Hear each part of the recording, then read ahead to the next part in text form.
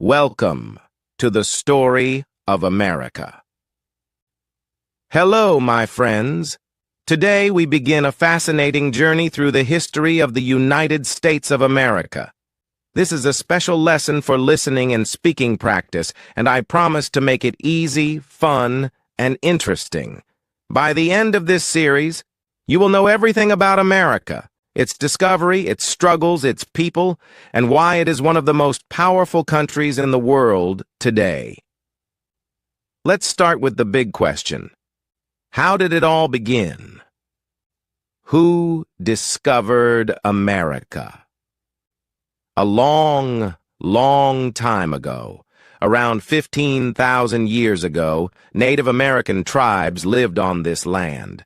They were the first people to call America home. These tribes were hunters and gatherers who traveled across a land bridge from Asia to North America.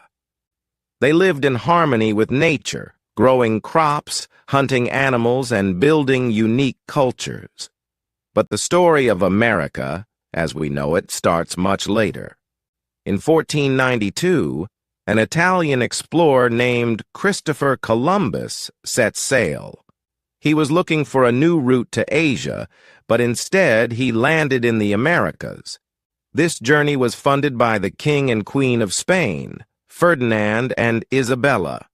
Columbus thought he had reached India, so he called the native people Indians. However, Columbus wasn't the first European to reach America. Nearly 500 years earlier, the Vikings, led by Leif Erikson, landed in what is now Canada. But their settlements didn't last long, so Columbus is often credited with discovering America because his journey brought European attention to the continent. The European rush after Columbus, more explorers came from Europe. Spain, France, England, and other countries sent ships to claim land in the New World. Spain focused on South and Central America, where they found gold and silver. England and France started building colonies in North America. These European settlers brought many changes to the land and its people. They introduced new foods, animals, and technology.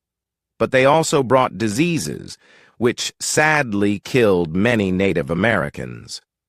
This was the beginning of a very complex and painful relationship between the settlers and the native people. The first colonies. In 1607, England established its first permanent colony in America called Jamestown in Virginia. The settlers faced many problems, harsh winters, disease, and lack of food, but they survived. Soon, more colonies were formed, and people from Europe began moving to America for a better life. One of the most famous groups was the Pilgrims, who came to America in 1620 on a ship called the Mayflower.